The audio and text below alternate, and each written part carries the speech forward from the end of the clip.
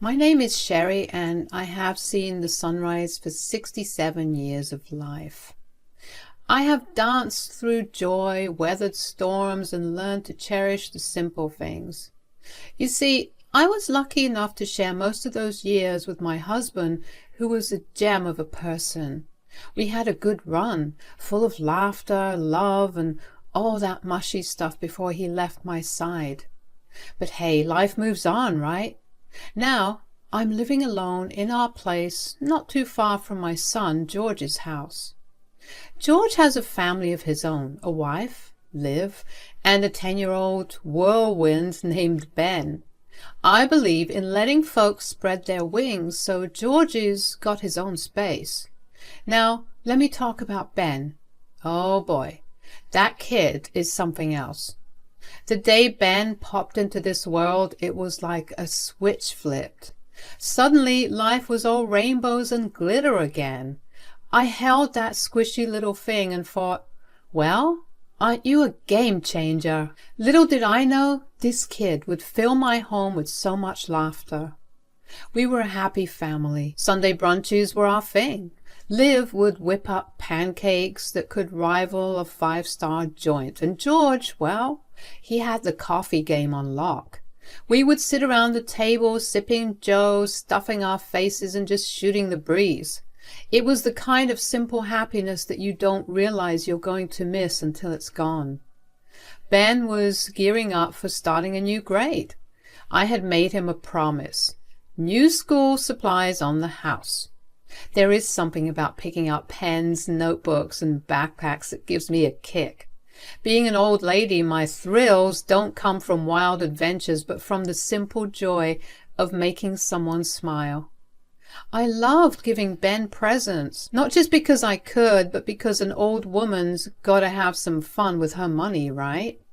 Seeing his eyes light up when he unwrapped a little surprise was like hitting the jackpot for me. It was not about the fancy stuff. It was about the excitement, the anticipation of something new. I had promised Ben I would go to the store with him myself, but I wasn't feeling well, so I dropped the money at his house so he could go shopping with his parents.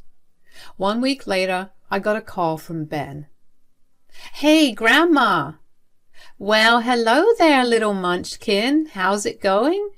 "I missed you today. I'm sorry we had to cancel our brunch." "Oh, sweetheart, I missed you too. But your dad treated you right. What did you guys end up doing?" "Yeah, he took me to the Cheesecake Factory instead. I wish you were here." "Next Sunday, same time, we will make up for it, okay?" "That sounds awesome, Grandma. School's about to start and I'm kind of nervous." "Nervous? You are going to rock it, Ben. A new grade is a new adventure. You will make new friends, learn cool stuff, and who knows, maybe even find a secret passage to the cafeteria." "Yeah, that would be cool. I wanted to actually ask you something. School starts in a week and I need to get my books and school supplies. My friend got this super cool backpack and I was hoping I could get one too." "Well, I wish I could go there with you myself, but you know I can't." "But your parents will make sure you go to school in style." "Yeah, but what about the $2,000 you promised me? I think you forgot to send me the money." "Oh, sweetheart, I think there has been a misunderstanding. I dropped an envelope at your place just last week. Maybe talk to your mom about it." "I did, Grandma.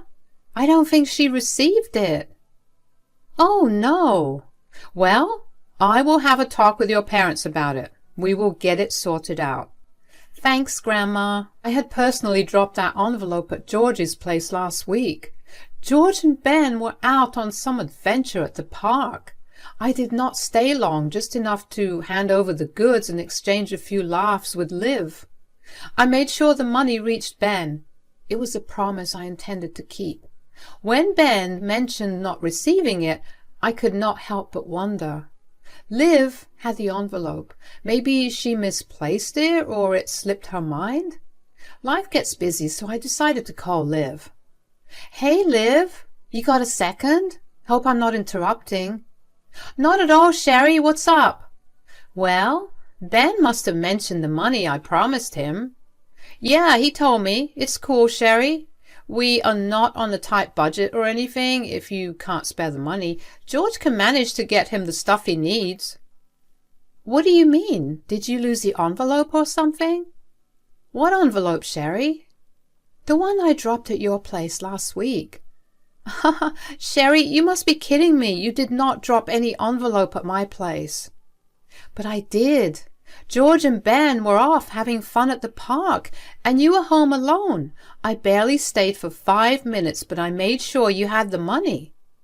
Sherry, I'm sorry, but I think it's all in your head. Didn't you start on that new medication for your migraines? Maybe the meds are messing with your head. Maybe you should talk to your doctor. I really don't remember any envelope, and I don't want you getting worked up over something that might not have happened. Liv, I distinctly remember giving it to you. Something is not right here. Let us be real here. You are getting older, and sometimes memory slips happen. Maybe you were confusing things. Let it go. Maybe you dropped it somewhere else, or I don't know. I've got things to do. Let us not make this a big deal. I could not shake off the feeling that something was off about the whole envelope saga. I mean, Liv insisting it never happened? It seemed impossible. Why lie about such a simple thing? Then it hit me. Maybe she lost it and did not want everyone to know she goofed up and blame her? People do that, right? The thing is, I'm certain I dropped off that envelope. I don't usually do e-transfers, but this time I sent the money straight to George's account. I had to make sure Ben got what he needed for school. A promise is a promise. But I needed to get to the bottom of this, so while I went to brunch the next Sunday, I brought up the topic again. Grandma, thanks for the cash. I will show you what I got after we finish eating. Ben, remember to chew with your mouth closed. You are a big boy now. Haven't I taught you table manners? George, I've been waiting to talk about this. I'm sure Liv filled you in. Yeah, Mom, I'm concerned. You've been forgetting things. Maybe it's a good idea to talk to your doctor. I could go with you. Can't you guys understand? I didn't make up a story. I remember it clearly, George. Have you ever known me to make such a big mistake? $2,000 does not just grow on trees. The money's gone. But at least I need to know what happened. Sherry, are you suggesting I'm a thief? Come on, hon. Let us not take it that far. Can we just finish eating? Liv, I'm not saying you stole anything, but that money vanished, and I am certain I gave it to you. I just want to understand what went wrong. Sherry, I've said it before. I didn't get any envelope. Mom, let's not let this ruin dinner. We'll sort it out later. After we had our food, I accompanied Ben to his room, and he eagerly showed me all the stuff he got for school. It warmed my heart to see him so excited, and I could not help but feel a sense of joy knowing I could do something special for him. However, as happy as I was, thoughts about Liv lingered in the back of my mind. Why was she deflecting, making it sound like I was blaming her for something? I never accused her of stealing. Hey, Ben. About what we talked about earlier, I just want to make sure you know everything is good between us. It was just a little mix-up. I don't think your mom's up to anything sneaky. No worries, Grandma. I know Mom's not stealing or anything. She usually asks me when she needs money. Thieves don't do that. What do you mean? Your mom asks you for money? Well, sometimes Mom needs some extra cash, so she asks me and I give her the money you give me. Oh, I had no idea. Yeah, it's like our little secret. Just promise you won't spill, okay? I trust you. Absolutely. By the way, what happened with the money I gave you for the PlayStation last month? Did Mom use that too? Is that why you did not buy it? Nah, she didn't touch that, but it was not enough. What do you mean? I checked online and threw in some extra bucks. No disrespect, Grandma, but $200 were not cutting it for the PlayStation. I was scratching my head about this whole money mystery. I sent Ben $600 last month and he was telling me he only got $200? Something did not add up. I had handed the money to Liv just like I always did.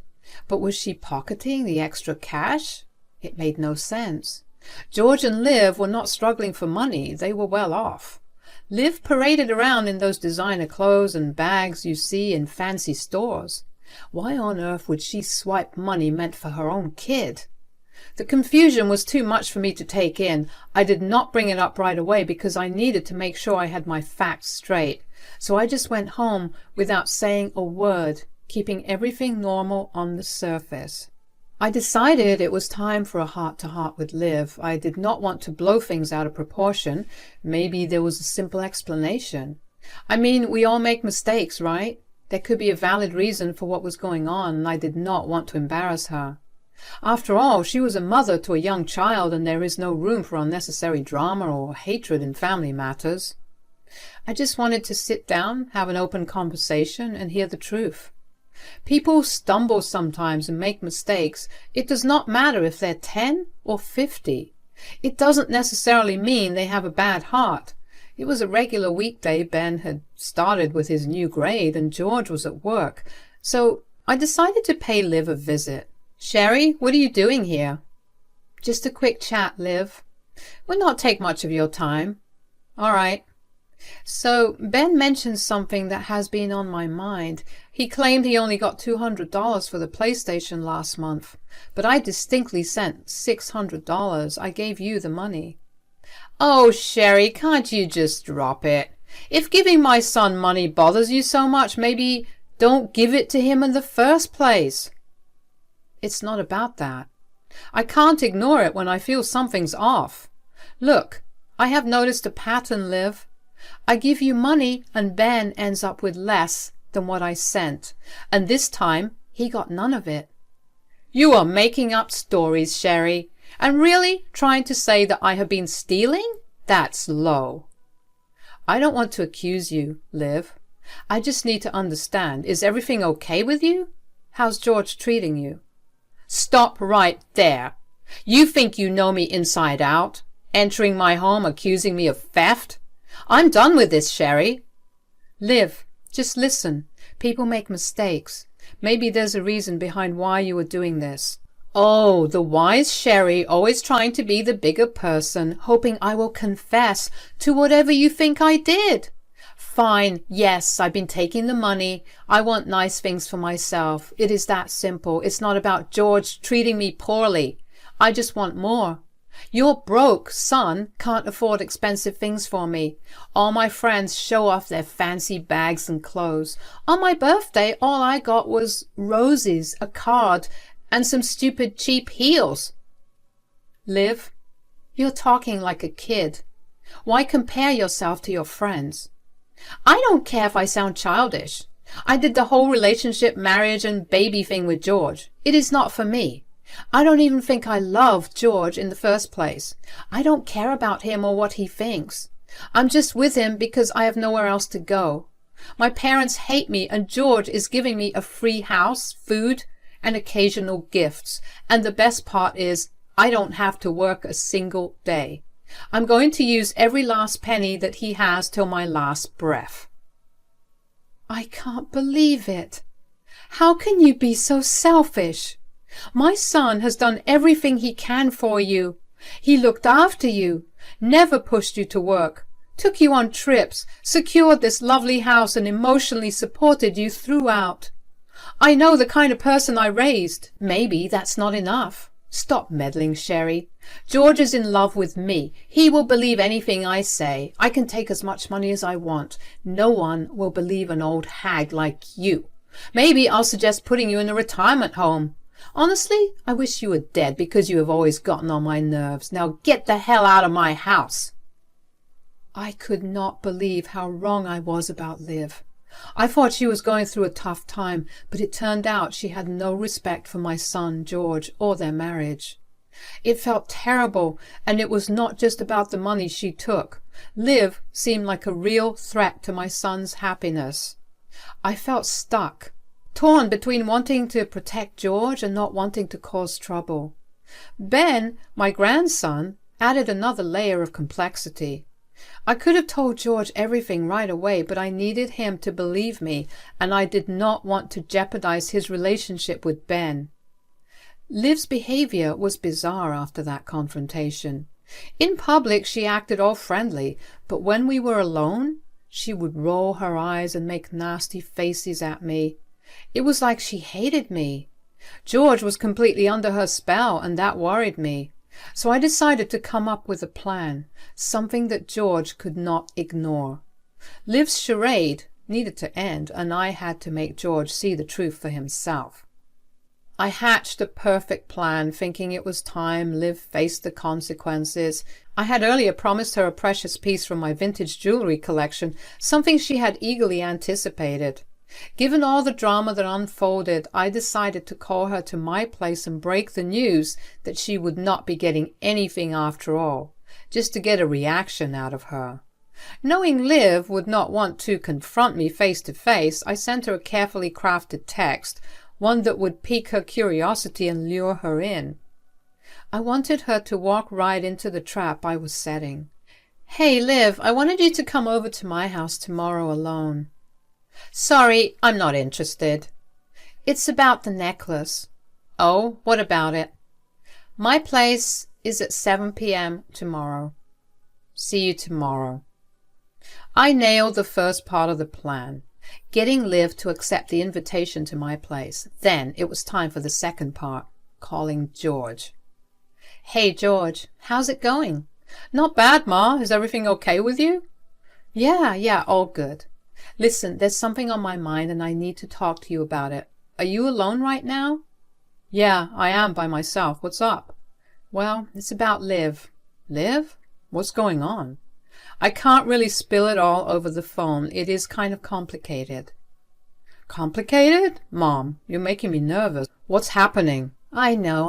I hate to drop this bomb on you, but we need to deal with it in person. Can you come over to my place tomorrow at 6:30 p.m.? There are things I need to explain, and you need to see for yourself." "Mom, just tell me now. Is it about the money again? If it is more than that, George. Just trust me, okay?" "Fine, Mom. I'll be there tomorrow at 6:30, but you have to give me a hint here. I don't want to be acting weird around Liv." "I wish I could, son. Just be there and we will figure this out together. Please don't tell Liv about this." "Sure, Mom." So everything was set. I spent a restless night wondering if I was making the right call or going too far. My plan was simple. George would hide in my closet, listening to our talk and figuring things out himself. Recording Liv seemed too tricky, and having George there felt like a better move. The next day came and George knocked on my door a bit before 6:30. I welcomed him in, feeling the tension thick in the air. "Well, I want you to hide in the closet before Liv arrives." "What the hell? Liv's coming too?" "Yes, she is. Now listen, George, you need to trust me on this. Liv has been stealing, not just the $2,000, but also the money I've been giving Ben. But it does not stop there. I had a conversation with her the other day, and, well, I do not want to break your heart, son, but she doesn't care about you. She's not a good woman." "Come on, Mom. Don't say that. I think you're taking things too far. I'm going home." "George, that's why I asked you to meet me in person. I knew you would not believe me. Now get in the closet. It is just a few more minutes. If you hear her say something weird, we have got all the proof we need. If not, come out after she leaves. You can be mad at me later, but please just give this a shot." George gave me a defeated look. The doorbell rang a few minutes later, and he reluctantly slipped into the closet. I answered the door to find Liv and brought her into my room.